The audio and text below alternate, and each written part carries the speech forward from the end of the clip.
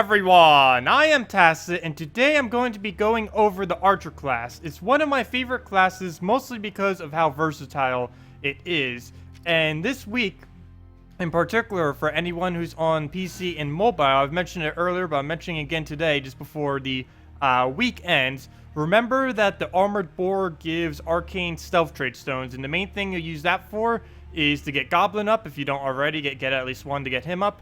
And then to get up the Archer class, if you happen to be able to afford that many. I believe it takes like, what, 5,400 or something? It's going to take 18 Arcane Stealth traitstones to be able to unlock the Archer class, get all of its traits. It's going to take 12 for the first trait, or for the second trait, I mean.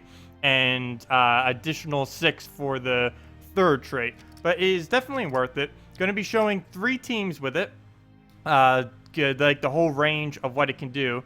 Because one real unique thing about Archer is it's one of the only classes that can use pretty much any color weapon. The main reason for this is because of its second trait. It starts the battle with 50% mana.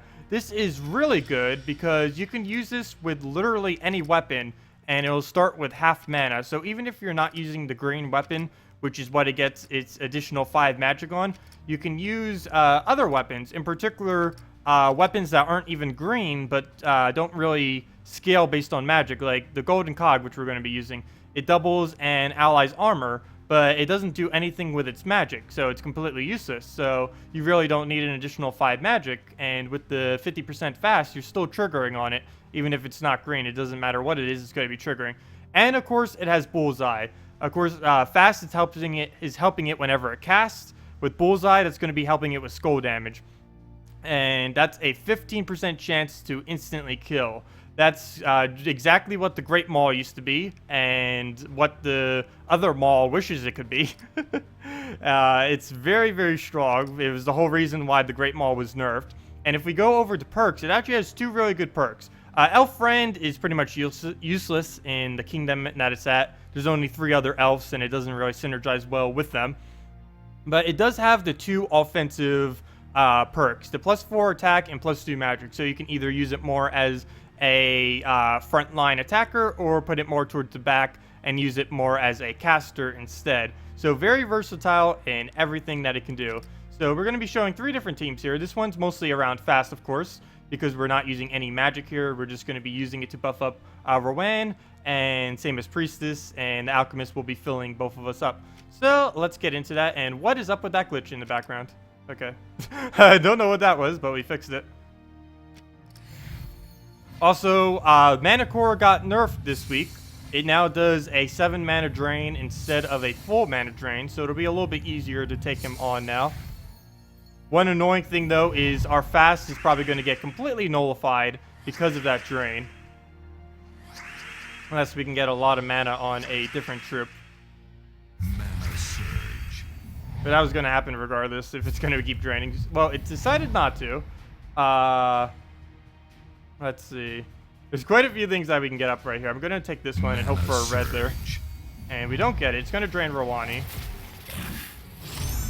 And now I need something to get more mana. So I can make it target that instead. I guess we'll do the same exact thing. You saw there it didn't drain all the mana. And it'll probably just cast at it again really soon. And hopefully not hit the Alchemist, because we need that to cast. Like now. Here we go. Come on, don't do the on an Alchemist. Ah, really? It knew. Okay. So we'll just take the blue there. We'll get 1 cast off. It's not going to do too much damage, though, because we haven't gotten a single armor buff on it yet. Might just let it take skulls, because we really it doesn't matter if our Priestess dies. We mostly just need her to cast and to get that shield off. Right there, we're going to take those yellows it just dropped for us. Or actually, we're probably just going to convert it out. Right on the purple. And that would get both of us up. We didn't even really need the fast straight there. That probably would have been full mana regardless. With how much extra we got. So let's just double check the board and shield up the Rowan. And now we can double it, and that should almost be a team wipe already.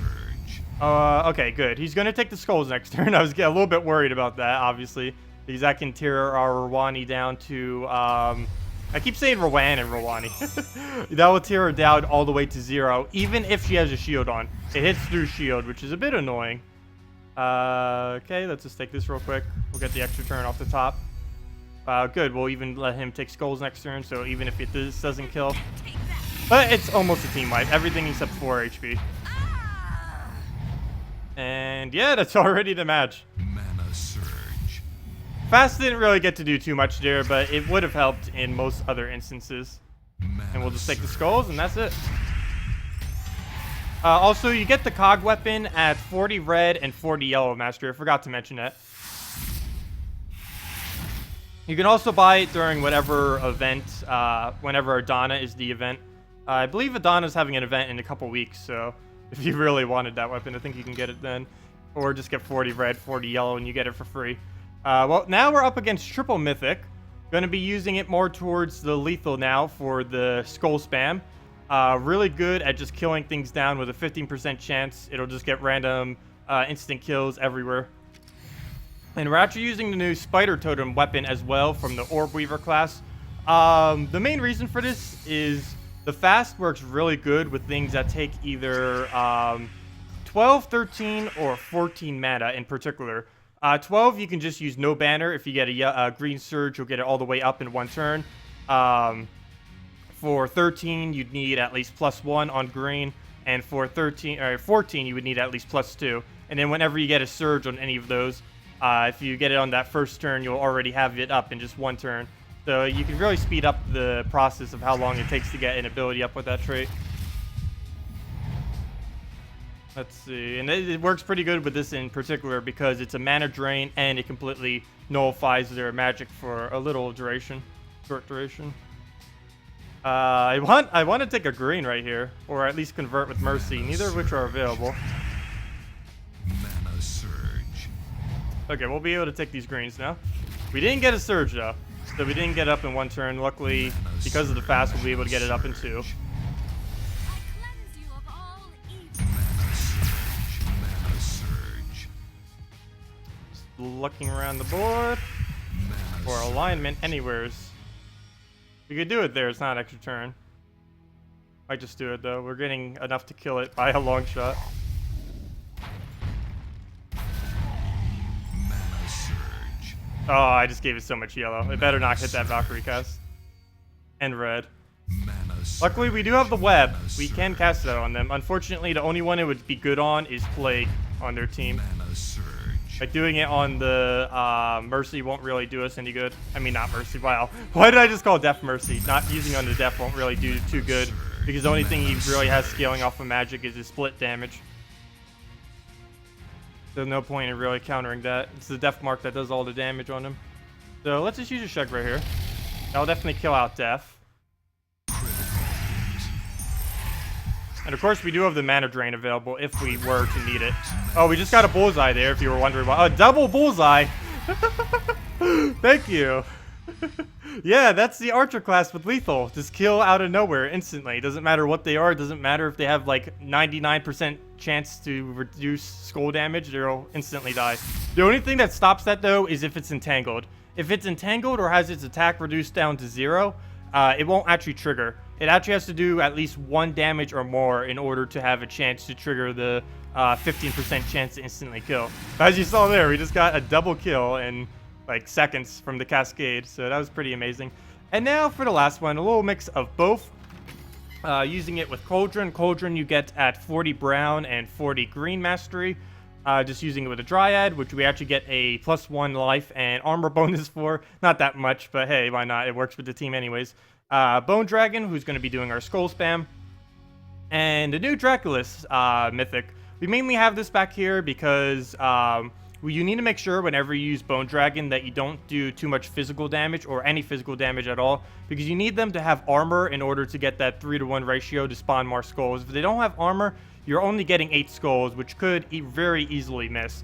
So Draculus is doing completely true damage, so he's never going to tick down their armor, so that's going to be beneficial. Nothing on this team is going to be ticking down their armor. It's just all support or skull spam or just hitting 8 life. So that's basically the premise of this team. We are going to be doing one switch though. Cauldron doubles an ally's attack, kind of like the Cog except for attack. but it also has something else. It ends up giving a bunch of life, and we're getting additional 5 there as well from the being green, because the archer gives +5 magic at level 20. We're also getting an additional 2 magic because of the perk, but we are going to be switching that out real quick.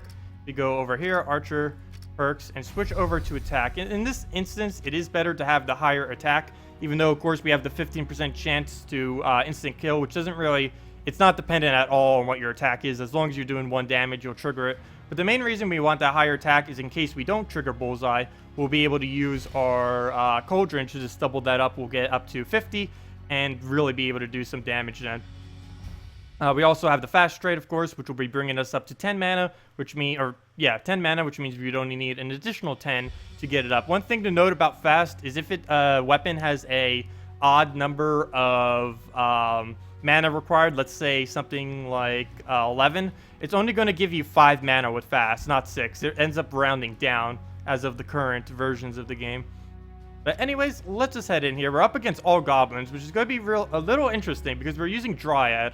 So our Dryad might end up feeding it a little bit.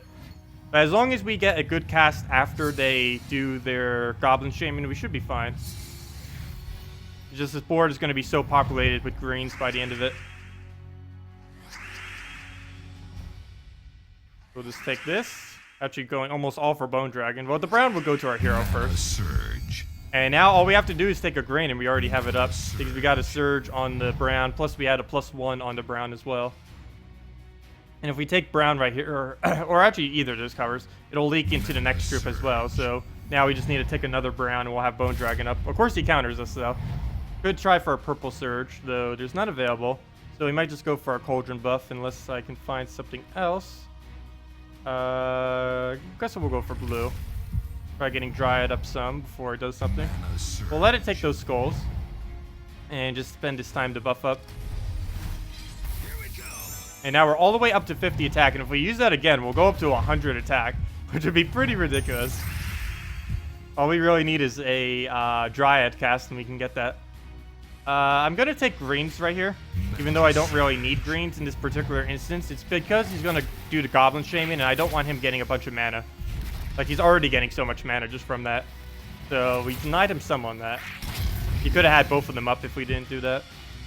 He might still have both of them up at this rate. Goblins, of course, if you don't freeze them, they'll just keep getting turns forever. It's kind of how they work. Okay, we'll check this out. He will get skulls from this, but we'll be able to heal up and shield him. And hopefully not miss with the green spawn. So that'll heal him, give him more life, give him a shield to make sure the next instance of damage does nothing. And now we'll be able to buff that up again. This is one of a few particular instances in which the Dryad getting switched from Impervious to Nature Link is actually really beneficial. That was technically a nerf, but there are quite a few teams that the Nature Link is better in, this being definitely one of them.